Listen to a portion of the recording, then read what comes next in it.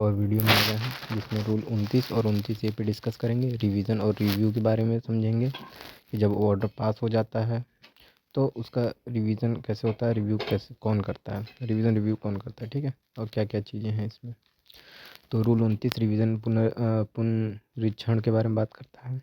जब अपील नहीं की गई हो या अपील अलाउड ही नहीं है तब ऊंची अथॉरिटी पुराने आदेश को खुद से सियो मोटो या आवेदन पर फिर से देख सकती है। कौन रिवीजन कर सकता है? President, CAG, Indian audit account department के कर्मचारियों के लिए। Member personnel post service board, adviser HRD, department of telecommunication, head of the department, secretariat, post and telegraph board को छोड़कर। अपीलेट अथॉरिटी केवल 6 महीने के भीतर। कोई अन्य अथॉरिटी जिसे प्रेसिडेंट स्पेसिफाई करे वो कर सकता है। इतने लोग हैं। रिवीजन में अथॉरिटी क्या कर सकती है? ऑर्डर को कंफर्म कर सकती है, मॉडिफाई कर सकती है, सेट कर सकती है, सेट असाइड कर सकती है। पेनल्टी को confirm, reduce, enhance, set aside कर सकती है। पेनल्टी ना हो तो लगा भी सकती है। केस को वापस भेज सकती है। रिमांड, फ्रेश इंक्वायरी का आदेश दे सकती है। रिवीजन में कर्मचारियों के अधिकार, सेफगार्ड्स। पेनल्टी इम्पोज इन्हांस करने से पहले रिप्रेजेंटेशन का मौका। मेजर पेनल्टी रूल 11 5 to 9 हो तो रूल 14 इंक्वायरी जरूरी है। यूपीएससी कंसल्टेशन जहाँ जरूरी वहाँ करवाइए। यूपीएससी एडवाइस पर रिप्रेजेंटेशन का मौका। रिवीजन कब नहीं किया जा सकता है? जब अपील की टाइम लिमिट पूरी ना हुई हो, अपील पेंडिंग हो, पहले अपील प्रोसेस पूरा होना जरूरी है।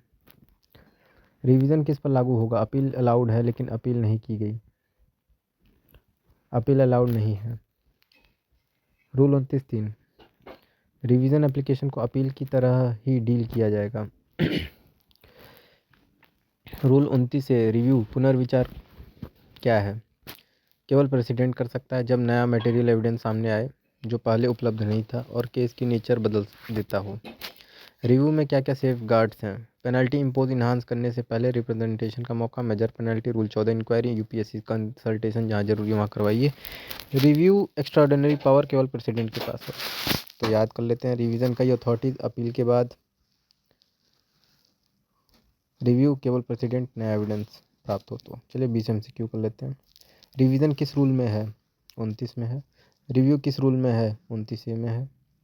रिवीजन कौन कर सकता है? कई स्पेसिफाइड अथॉरिटीज़।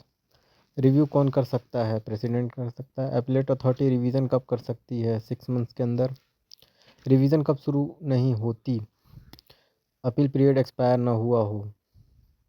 रिवीजन किस स्थिति में संभव है? अपील अलाउड लेकिन फाइल नहीं।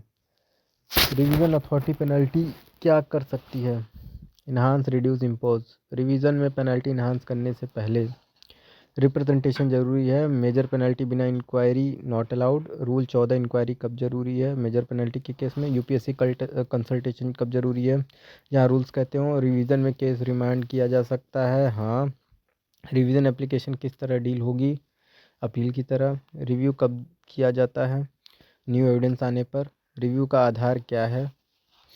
New material evidence. रिव्यू में मेजर पेनल्टी रूल 14 इंक्वायरी के बाद। कैग रिवीजन किसके लिए? Audit accounts department. Revision power subordinate condition जरूरी है। और लास्ट क्वेश्चन है, रिवीजन वर्सेस रिव्यू में सही कथन का चयन कीजिए। रिव्यू केवल प्रेसिडेंट करता है, बाकी स्पेसिफाइड अथॉरिटी करते हैं। जय हिंद।